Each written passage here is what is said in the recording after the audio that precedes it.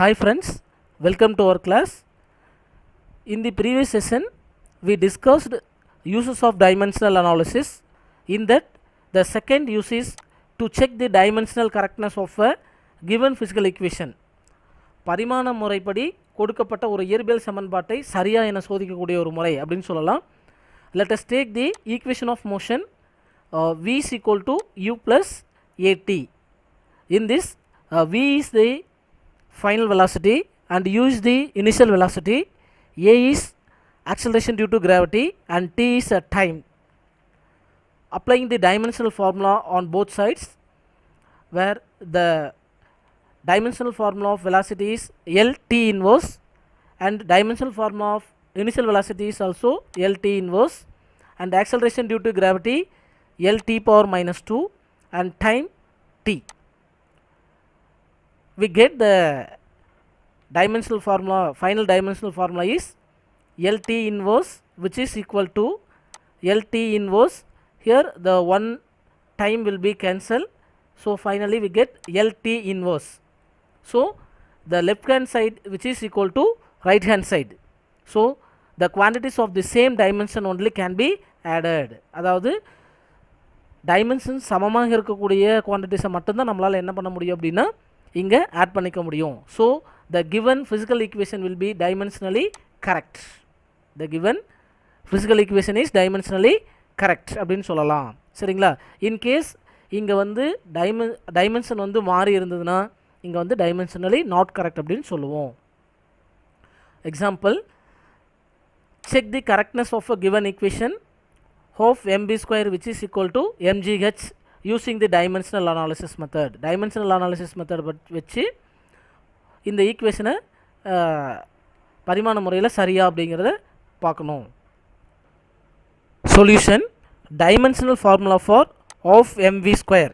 Here of is a number, so it has a no dimension. M is a mass, so மாஸுக்கான dimension capital M.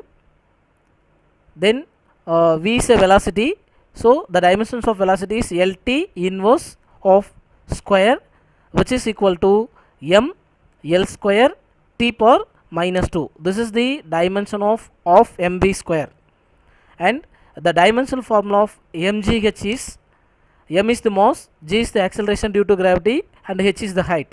So the dimension of mass is capital M, and the dimension of g is Lt power minus 2, and the dimension of height is L.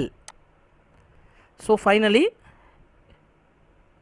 m L square t power minus 2. This is the dimension of mgh. So both dimensions, so that means the both equations have dimensionally correct.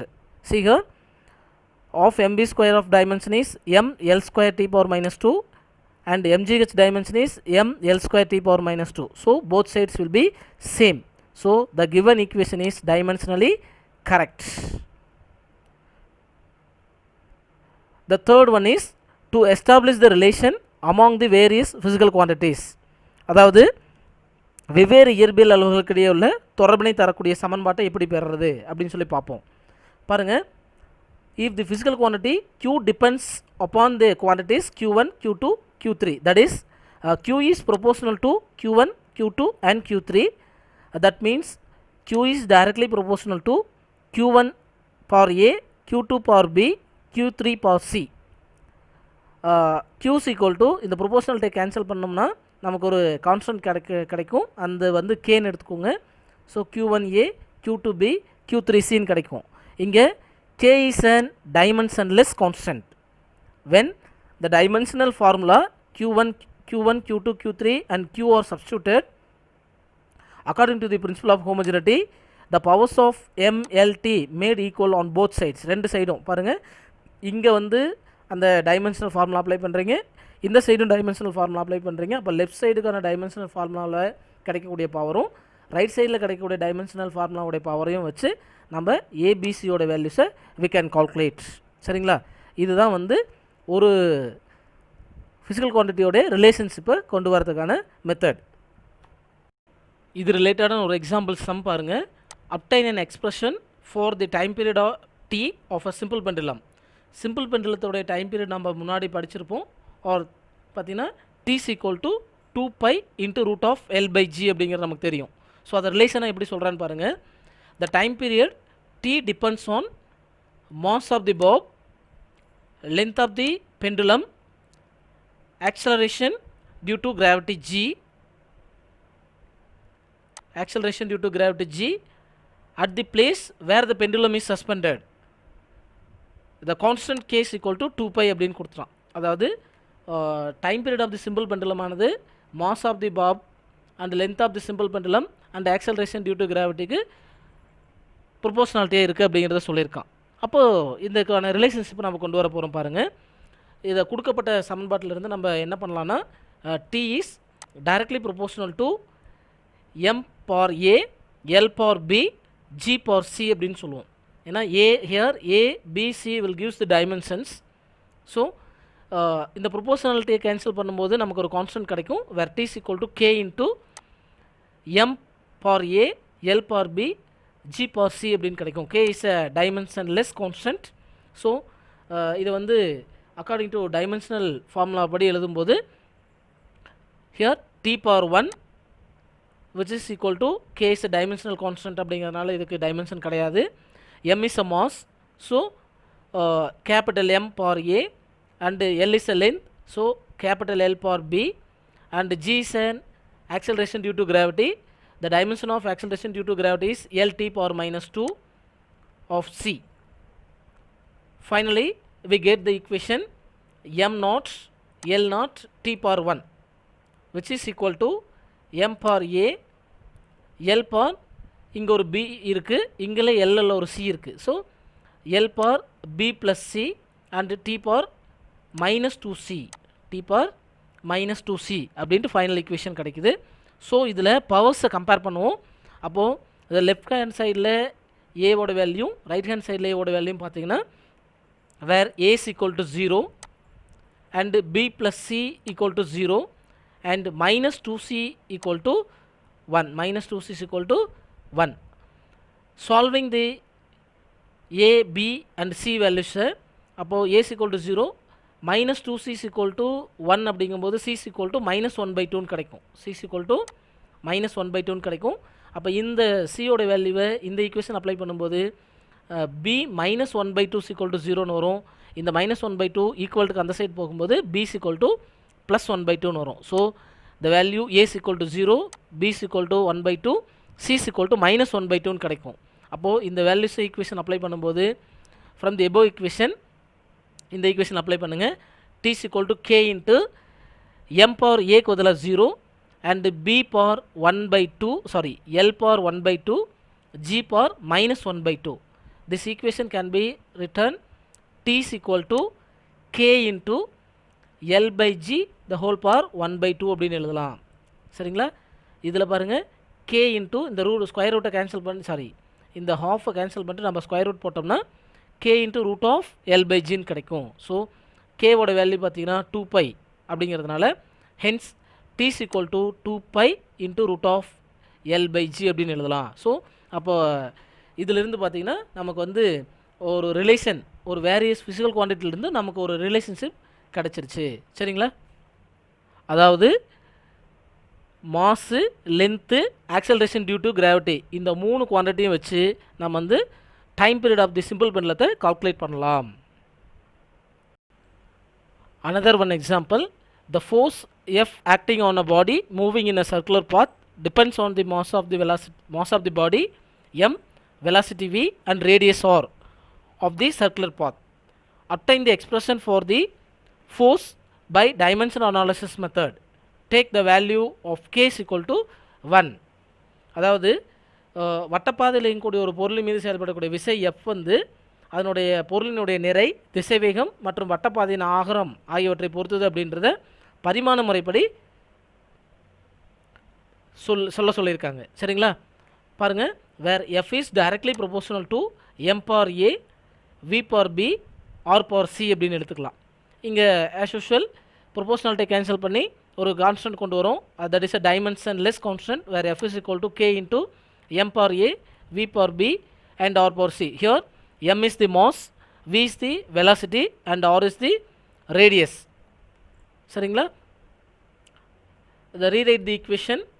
இப்போ dimension of the force அப்படின்னு சொல்லி பார்க்கும்போது mlt power minus 2 which is equal to mass of the dimension is capital M power A and velocity of the dimension is lt power minus 1 of B and radius of the dimension L power C.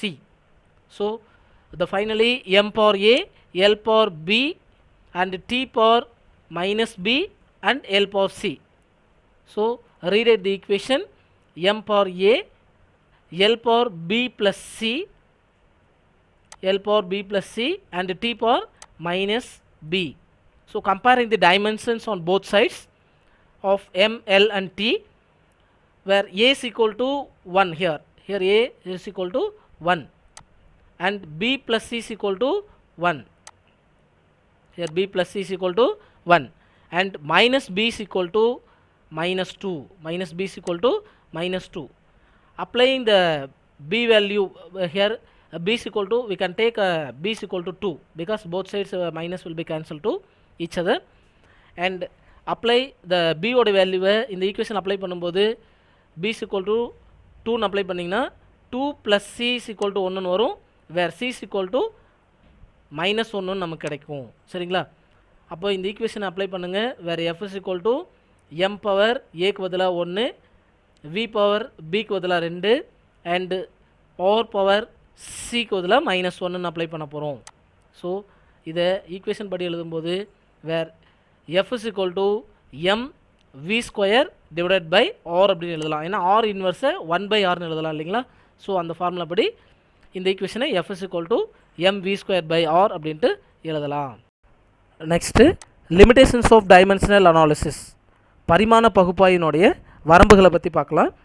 This method gives no information about the dimensionless constants such as numbers 1, 2, 3 and etc. Pi constant value and E is Euler number. These all are the dimensionless constants. இதை பற்றின ஒரு information எதுவுமே கொடுக்கல. So this is the one of the limitation of dimensional analysis. And second is this method cannot decide whether the given quantity is a vector or scalar. இந்த dimension analysis மெத்தடில் ஒரு given physical quantity வந்து ஸ்கேலாரா வெக்டாரா அப்படிங்கிறது நம்மளால் identify பண்ண முடியாது. For example speed is a scalar quantity and velocity is a vector quantity. Both speed and velocity has the same dimension. அப்போது இதில் டைமென்ஷன் ரெண்டு சேமாக இருக்கிறதுனால இது வந்து ஸ்கேலாரா வெக்டாரா அப்படிங்கிறத இந்த டைமென்ஷன் அனாலிசிஸ் மெத்தடை வச்சு கால்குலேட் பண்ண முடியாது. Third one is this method is not suitable for derive the relations involving the trigonometric, exponential and logarithmic functions. அதாவது இந்த பரிமாண முறையை வச்சுக்கிட்டு நம்ம வந்து பரிமாண பகுப்பாய்வு முறையில் வந்து எதெல்லாம் பயன்படுத்த முடியாதுன்னா ட்ரிக்னாமெட்ரிக்ஸ் ஃபங்க்ஷன்ஸையும் எக்ஸ்போனன்ஷியல் லாகரிதமிக் ஃபங்க்ஷன். ட்ரிக்னாமெட்ரிக்ஸ் அப்படிங்கிறது சைன் தீட்டா காஸ் தீட்டா அது போலையும் இ பவர் எக்ஸ் வேல்யூஸையும் அதே போல் லாக் வேல்யூஸையும் நான் வச்சு நம்ம இதில் வந்து டைமென்ஷனல் அனாலிசிஸ் பண்ண முடியாது. சரிங்களா? the fourth one, it cannot be applied an equation involving more than the 3 physical quantities. அதாவது 3 ஃபிசிக்கல் குவான்டிட்டிஸுக்கு கிரேட்டராக போகும்போது இந்த டைமென்ஷனல் மெத்தடை வந்து நம்ம என்ன பண்ண முடியாதுன்னா யூஸ் பண்ண முடியாது. சரிங்களா? இந்த ஃபைனலாக பாருங்கள், it can only check on whether a physical relation is dimensionally correct but not the correctness of the relation. அதாவது ஒரு ஈக்குவேஷன் வந்து டைமென்ஷனலி கரெக்டாக அப்படிங்கிறத மட்டும் தான் செக் பண்ண முடியுமோ தவிர ஃபிசிக்கலி கரெக்டாக அப்படிங்கிறத செக் பண்ண முடியாது. For example S is equal to UT plus half AT square அப்படிங்கிறத நமக்கான ஈக்குவேஷன். ஆனால் இங்கே பாருங்கள் S is equal to UT plus 1/3 AT square அப்படின்னாலும் dimensionally both will be same. இங்கே வந்து 1/2ங்கிறது தான் கரெக்ட் ஈக்குவேஷன், ஆனால் 1/3ங்கிறது ராங் ஈக்குவேஷன். ஸோ இது வந்து நம்ம டைமென்ஷனலி கரெக்டாக அப்படிங்கிறத கண்டுபிடிக்க முடியாது. So this is the limitations of dimensional analysis method. So இதோட நமக்கு வந்து ஃபஸ்ட் லெசன் கம்ப்ளீட் ஆகுது. Thank you friends. தமிழ் வழி மாணவர்களுக்காக இன்றைய தலைப்பு பரிமாண முறையில் கொடுக்கப்பட்ட இயற்பியல் சமன்பாட்டை சரியா என சோதித்தல். ஒரு இயக்க சமன்பாடு பாருங்கள், v = u + at இருக்குது. இங்கே vங்கிறது இறுதி திசைவேகம், uங்கிறது தொடக்க திசைவேகம், ஏங்கிறது ஆக்சலரேஷன் டியூ டு கிராவிட்டி, அதாவது புவியீர்ப்பு முடுக்கம்னு சொல்லுவோம், tங்கிறது காலம். அப்போது திசைவேகத்துக்கான பரிமாண சமன்பாடு LT இன்வர்ஸ். அதே போல் இது தொடக்க திசைவேகத்துக்கும் பார்த்தீங்கன்னா LT இன்வர்ஸ் தான். முடுக்கத்துக்கான சமன்பாடு LT⁻², காலத்துக்கு t. ஸோ ஃபைனலாக LT inverse = LT inverse plus இந்த டீயும் ஒன்று கேன்சல் ஆச்சுன்னா ஃபைனலாக LT இன்வர்ஸ்னு கிடைக்கும். அதாவது லெஃப்ட் ஹேண்ட் சைடும் ரைட் ஹேண்ட் சைடும் டைமென்ஷன்ஸ் ரெண்டும் சமமாக இருக்கிறது இருக்குது. அதே போல் ஒரே மாதிரியான பரிமாணங்கள் பெற்றிருக்கிற அளவுகளை மட்டும்தான் நம்மளால் கூட்ட முடியும் அப்படின்ற ஒரு கான்செப்ட் நம்ம இங்கே தெரிஞ்சுக்கிறோம். சரிங்களா? அப்போது பரிமாண முறைப்படி இந்த சமன்பாடு, கொடுக்கப்பட்ட சமன்பாடு சரியானது அப்படிங்கிறதையும் நம்ம தெரிஞ்சுக்கலாம். ஒரு எடுத்துக்காட்டு கணக்கு பாருங்கள். 1/2 mv² = mgh என்ற சமன்பாடு பரிமாண பகுப்பாய்வு முறைப்படி சரியானதா அப்படின்றத பார்க்க சொல்லியிருக்காங்க. இப்போது 1/2 mv² உடைய பரிமாண வாய்ப்பாடு என்னென்னு பார்க்கலாம். இங்கே m அப்படிங்கிறது நிறைக்கான பரிமாணம் m. அதே போல் vங்கிறது திசைவேகத்துக்கான பரிமாணம் LT இன்வர்ஸ். அந்த ஸ்கொயர் அப்படியே அப்ளை பண்ணிக்கோங்க. மொத்தமாக எழுதும்போது m L²T⁻² அப்படின்னு கிடைக்கும். இங்கே 1/2க்கு பரிமாணம் கிடையாது, ஏன்னா இது n. ஸோ அதே போல் mgஹக்கு பரிமாண வாய்ப்பாடு பார்க்கும்போது mங்கிறது நிறை, அதனால் கேபிட்டல் M. g அப்படிங்கிறது புவியீர்ப்பு முடுக்கம், அதனால் LT⁻². ஹெச்ங்கிறது உயரம், அதுக்கு L. ஸோ மொத்தமாக எழுதும்போது m L²T⁻². அப்போது ரெண்டுக்குமே வந்து பார்த்திங்கன்னா m L²T⁻² அப்படின்னு கிடைக்குது. அப்போது left hand side = right hand side. அப்போ ரெண்டு சைட்லையுமே டைமென்ஷன் வந்து சமமாக இருக்கிறதுனால இந்த சமன்பாடு பரிமாண முறைப்படி சரி அப்படின்னு சொல்லலாம். வெவ்வேறு இயற்பியல் அளவுகளுக்கு இடையே உள்ள தொடர்பினை தரக்கூடிய சமன்பாட்டை பெறுதல். அதாவது Q அப்படின்ற ஒரு இயற்பியல் அளவு Q1, Q2, Q3 ஆகியவற்றை பொறுத்தது அப்படின்னு எடுத்துக்கிட்டோம்னா Q is directly proportional to Q1A, Q2B, Q3C அப்படின்னு எழுதலாம்.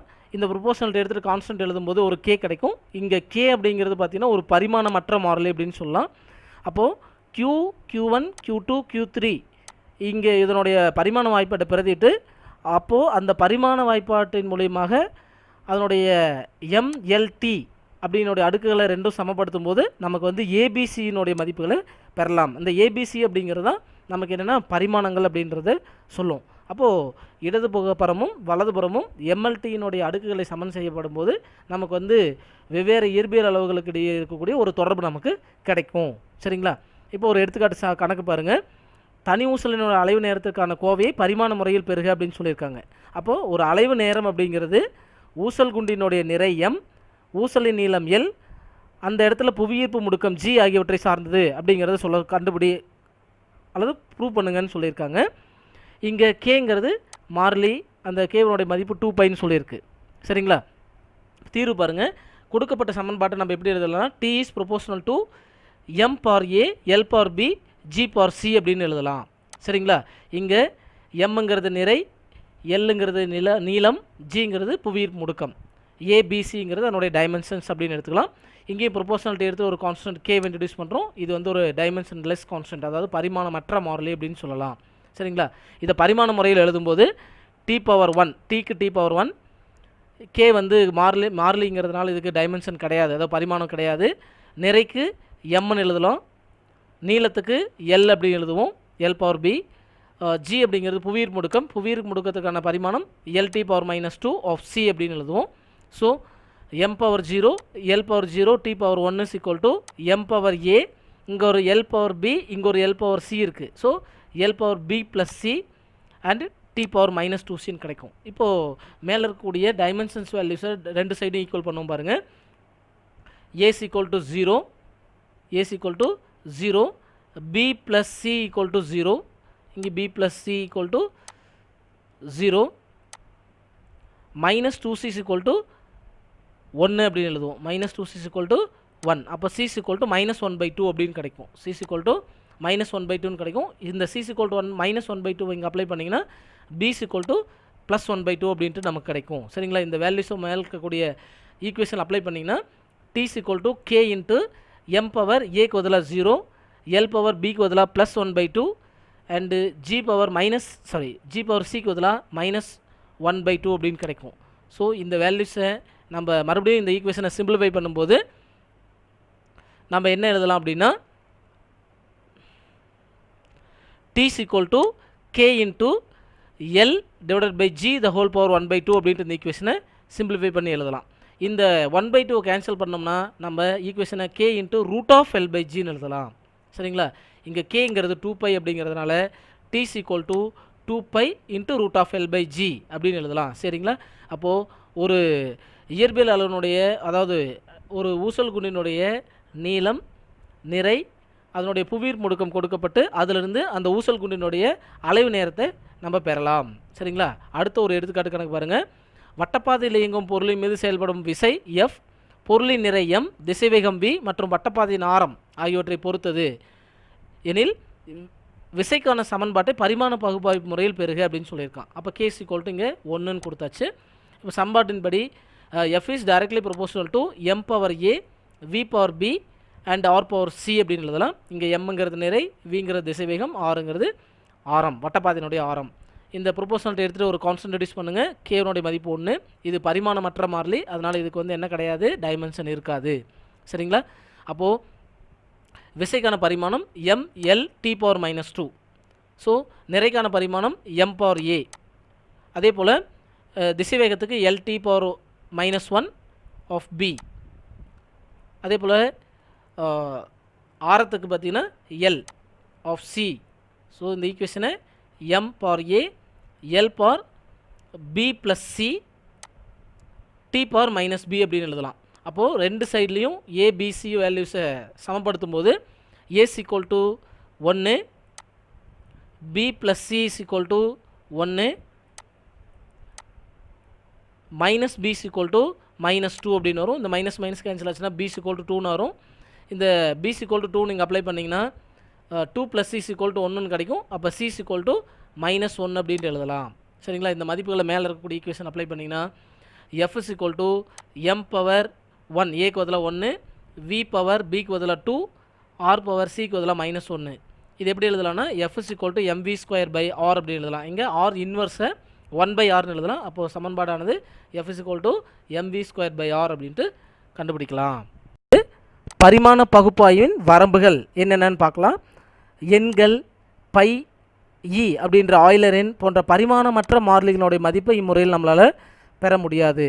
அடுத்து பார்த்திங்கன்னா கொடுக்கப்பட்டிருக்கிற ஒரு அளவு வெக்டார் அளவா அல்லது ஸ்கேலார் அளவா அப்படிங்கிறது இந்த முறையில் நம்மளால் தீர்மானிக்க முடியாது. எடுத்துக்காட்டாக சொல்லணும்னா அந்த வேகமும் திசை வேகமும் பார்த்திங்கன்னா ஒரே பரிமாணத்தை பெற்றிருக்கும்.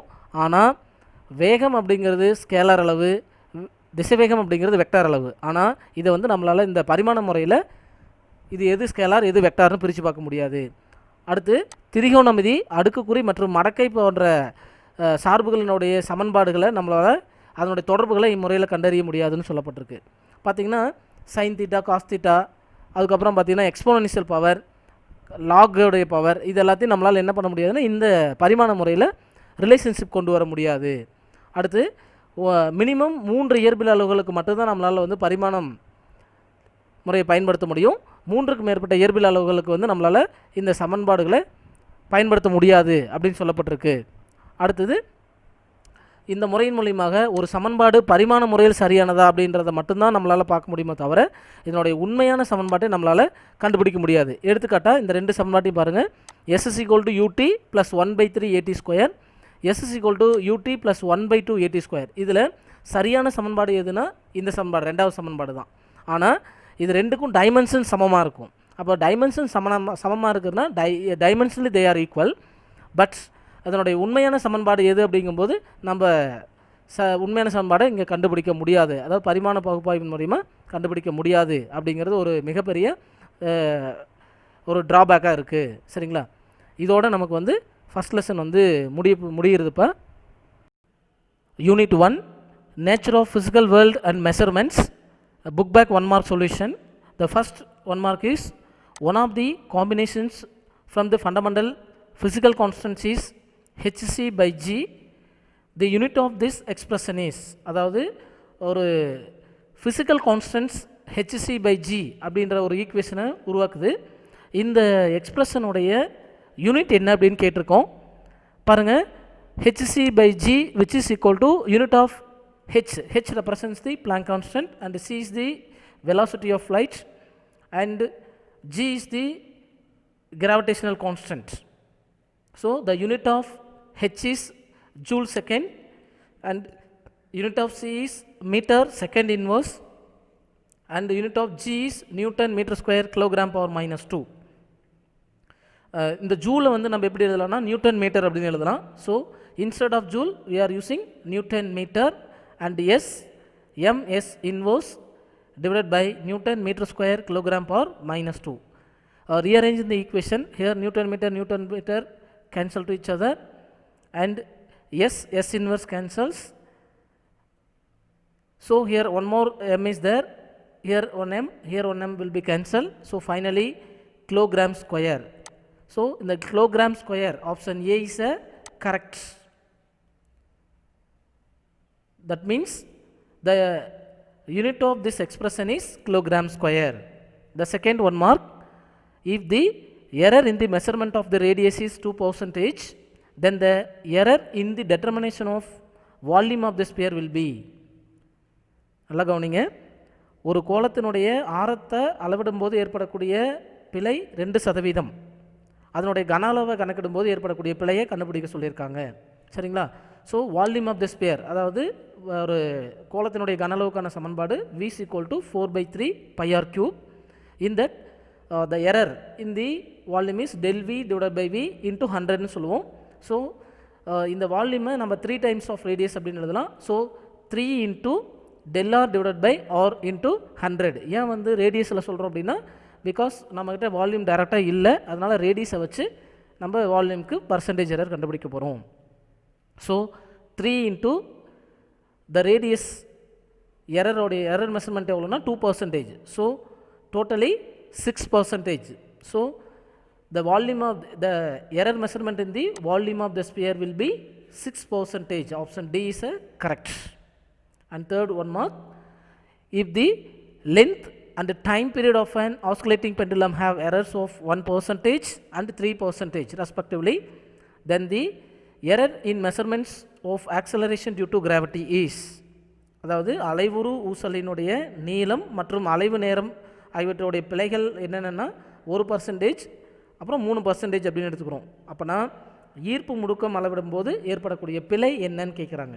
அப்போ ஈர்ப்பு முடுக்கம் அப்படிங்கிற கான்செப்டை நம்ம முதல்ல time period of the simple பெண்டலத்திலேருந்து கொண்டு வரணும்.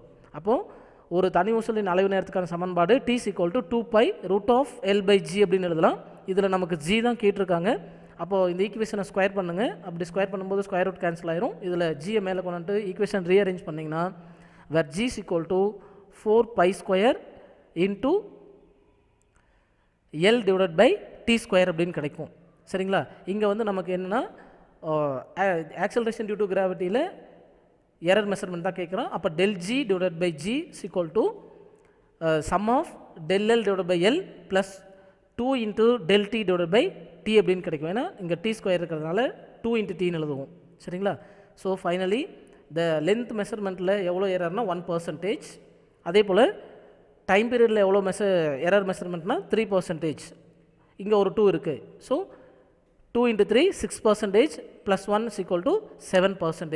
So the error measurement of acceleration due to gravity is 7%. Option D is correct.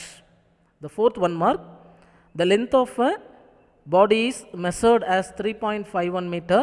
If the accuracy is 0.01 millimeter, then the percentage error in the measurement is, அதாவது ஒரு பொருளினுடைய நீளம் 3.51 metre அப்படின்னும் அதனுடைய துல்லியத்தன்மை 0.01 metre அப்படின்னும் அளவிடப்படுகிறது.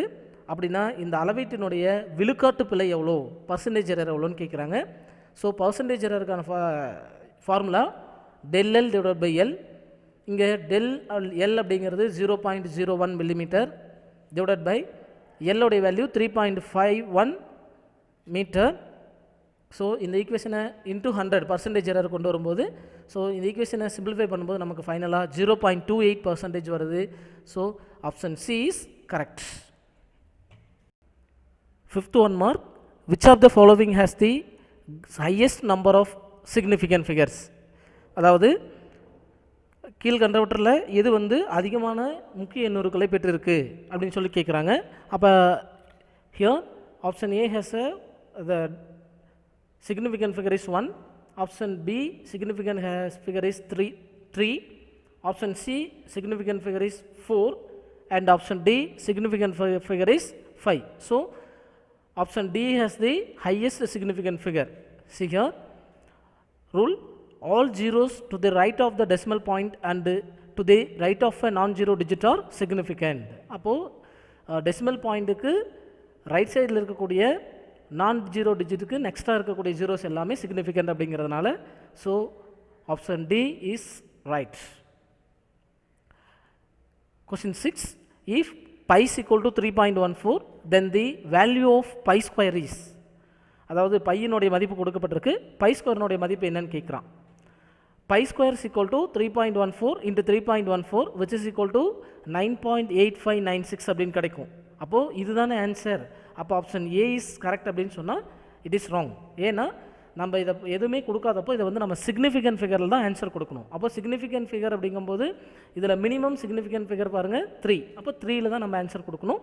So as the input data has 3 significant figures, the answer should be restricted to 3 significant figures by rounding off pi square is equal to 9.86. இது வந்து ஃபைனலாக இருக்கக்கூடிய 5 நம்ம 6 ரவுண்ட் ஆஃப் பண்ணிட்டோம். சரிங்களா? So option C is correct. And 7th question, which one of the following pairs of physical quantities have same dimensions? Here the dimension of ஃபோர்ஸ்க்கான dimension ml square T power -2. அதே போல் power கண்டுபிடிங்க. அப்போ ரெண்டும் பார்த்தீங்கன்னா இது balance ஆகாது.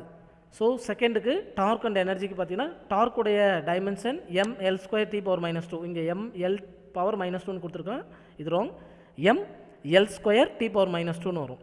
So similarly எனர்ஜிக்கும் பார்த்தீங்கன்னா ml ஸ்கொயர் டி பவர் -2ன்னு வரும். இது கரெக்ஷன் பார்த்துக்கோங்க. சரிங்களா?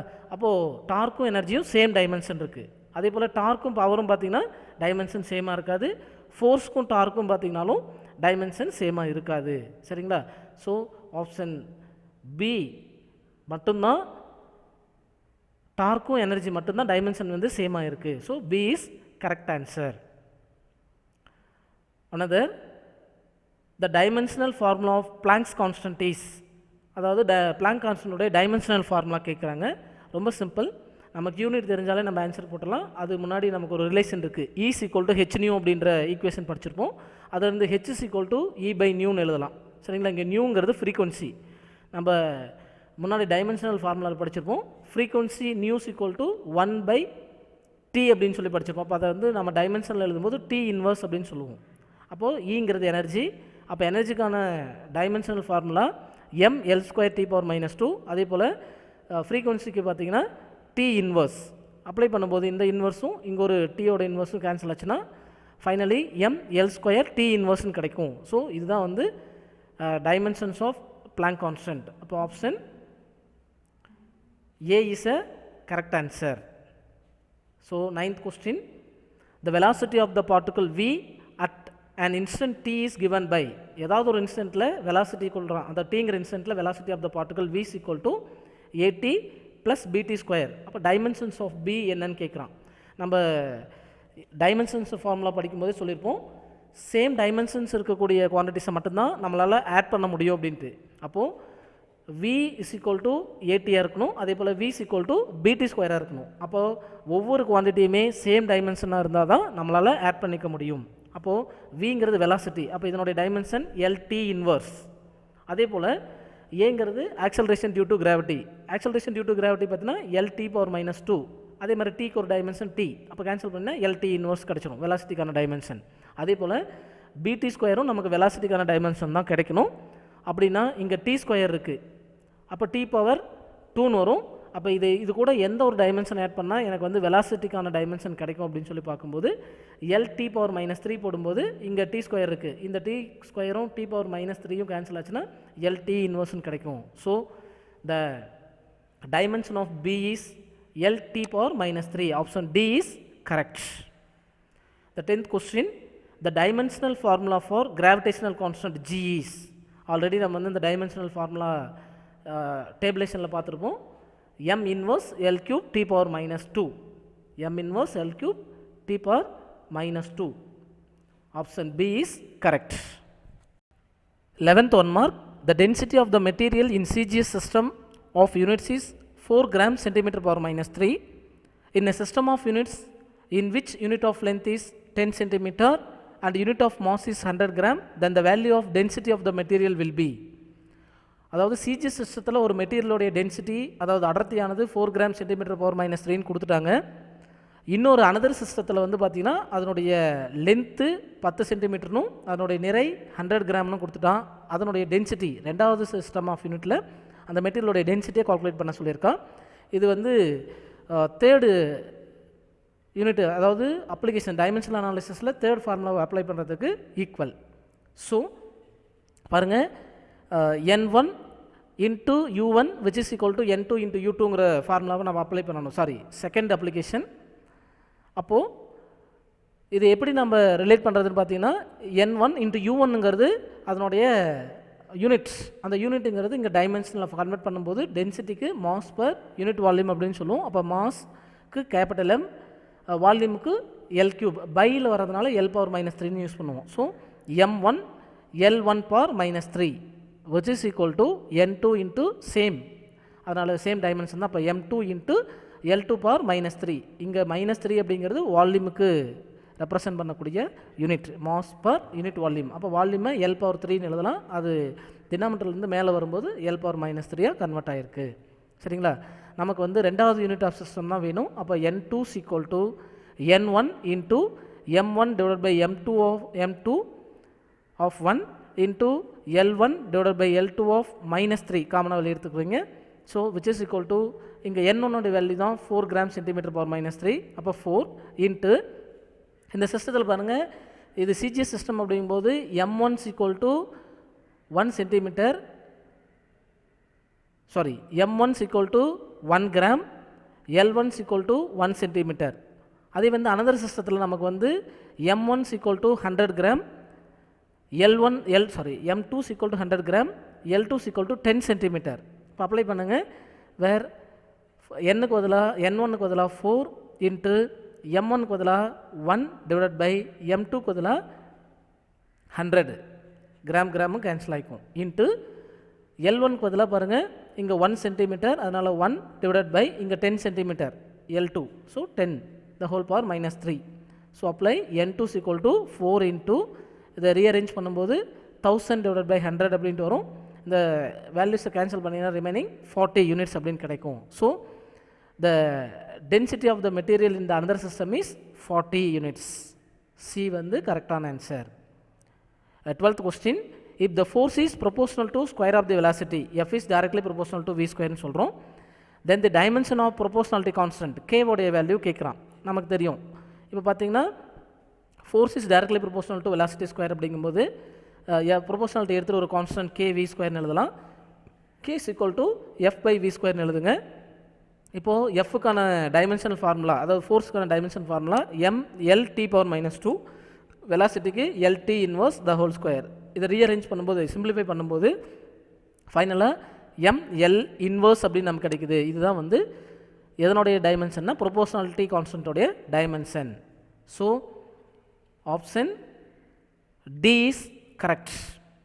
So 13th, the dimension of mu naught epsilon naught power minus 1 by 2 is, அதாவது mu naught epsilon naught minus 1 by 2 அதனுடைய பரிமாணம் எதற்கு சமமாக இருக்கும் அப்படின்னு சொல்லி கேட்குறான்.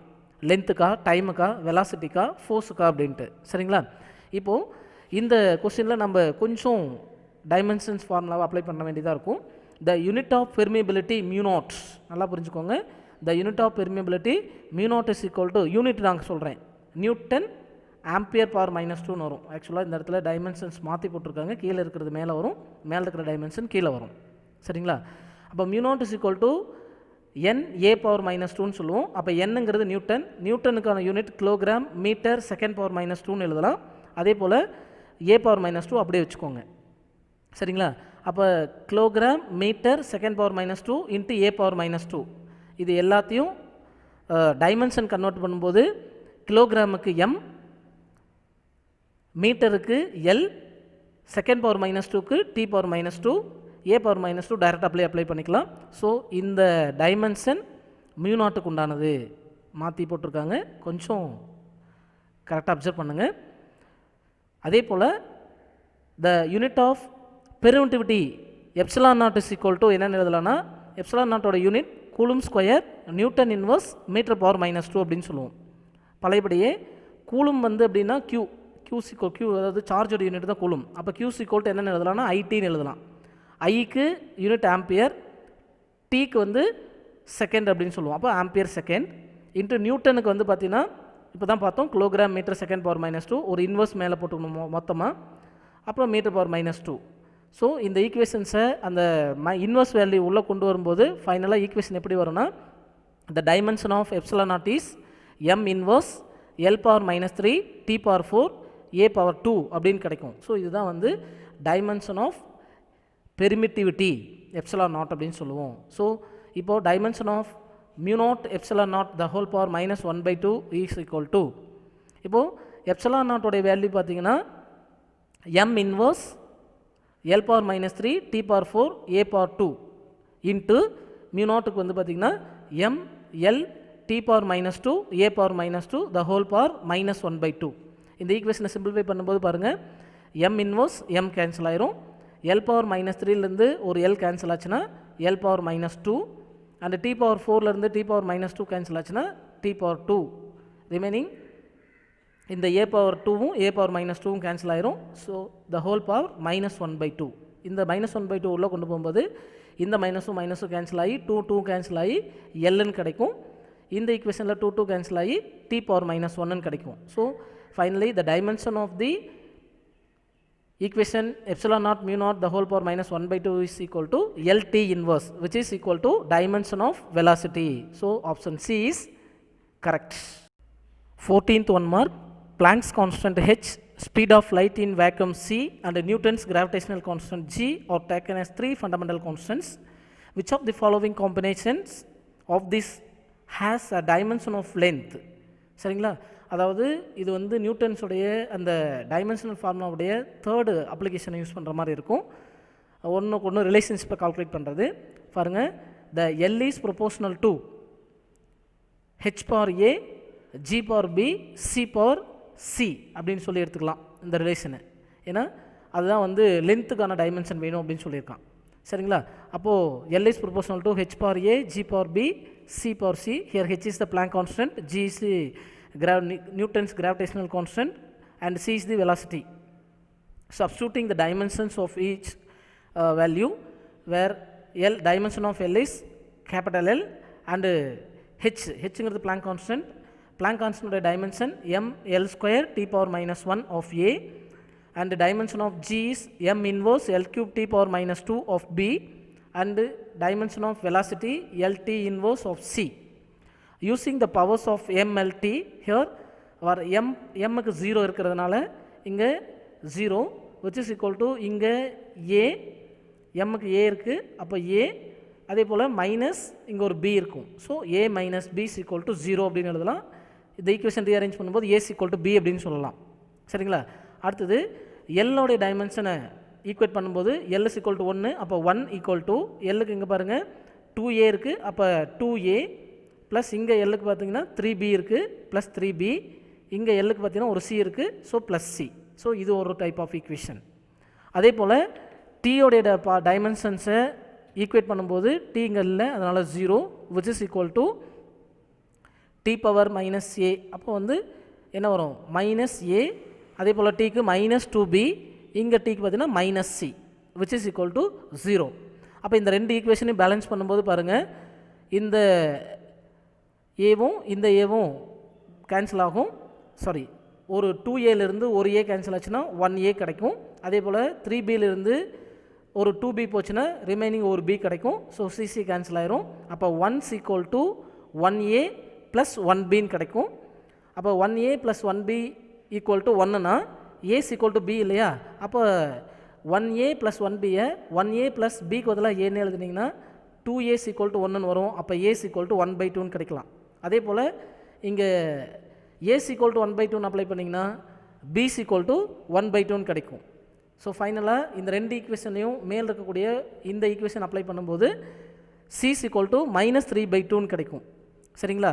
ஸோ இப்போ கொண்டு போய் இந்த ஈக்குவேஷனில் ஏபிசியோட வேல்யூ அப்ளை பண்ணிங்கன்னா வேர் L is equal to h power 1/2 g power 1/2 c power -3/2 வரும். இப்போ இந்த பவரில் இருக்கக்கூடிய 1/2 எடுத்து நம்ம ஸ்கொயர் ரூட்டில் எழுதணும் அப்படின்னா L is equal to square root of hg. இந்த சியோட வேல்யூ -3/2, அந்த மைனஸ் எடுத்தோன்னா இது டினாமினேட்டருக்கு போய்க்கும். அப்போது c power 3/2 அப்படின்னு கிடைக்கும். So answer is L is equal to root of hg divided by c power 3/2. Option A is correct. Last one mark. A scale L depends on permittivity epsilon of dielectric material, Boltzmann constant Kb, the absolute temperature T, the number per unit volume N of certain charged particles and the charge Q carried by each of the particle.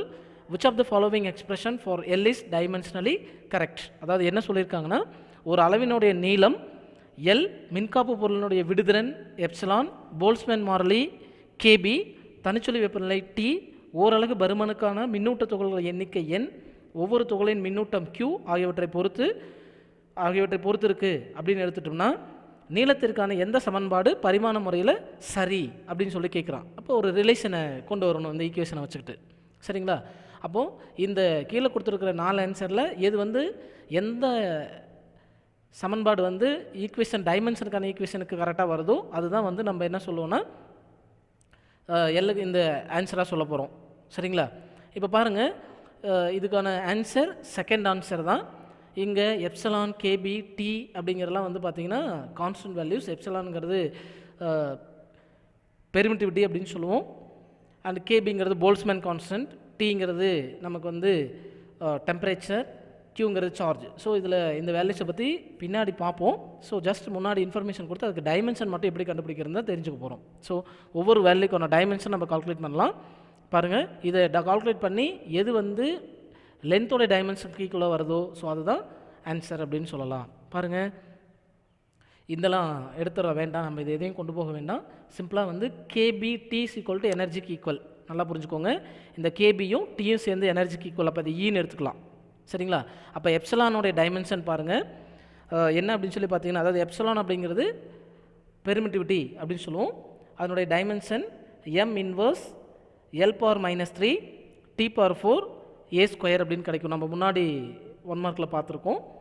அதே போல் E, ஏன்னா KB T equal to ஈக்கு equal. அப்போ எனர்ஜினுடைய dimension பார்த்தீங்கன்னா mL² T power -2 divided by என்னங்கிறது number. அப்போ இது டைமென்ஷன் லெஸ் குவான்டிட்டி, அதனால் இதுக்கு டைமென்ஷன் இருக்காது. Q அப்படிங்கிறது பார்த்தீங்கன்னா சார்ஜ், Q ஈக்குவல் டு ஐடின்னு எழுதலாம். இதனுடைய டைமென்ஷன் பார்த்தீங்கன்னா Q² dimension A² T². So இந்த வேல்யூஸ் எல்லாத்தையுமே நம்ம அப்ளை பண்ணி, அதாவது எப்சலான் அப்படிங்கும்போது m inverse L power -3 T பவர் 4 A² into mL² T power -2 divided by A² T² அப்படின்ற வேல்யூ அப்ளை பண்ணி ஒன்றையும் சிம்பிளிஃபை பண்ணிங்கன்னா ஃபைனலாக நமக்கு L கிடைக்கும். ஸோ இதுதான் final answer. So this is the எல்லுக்கான டைமென்ஷனாக அமையுது. சரிங்களா? அதாவது நீளத்துக்கான டைமென்ஷனாக எல் அமையிறதுனால ஆப்ஷன் பி இஸ் கரெக்ட். இதே போல் ஏசிடிக்கெல்லாம் நீங்கள் ஒர்க் அவுட் பண்ணிங்கன்னா உங்களுக்கு ஆன்சர் கரெக்டாக வராது. சரிங்களா? Thank you friends.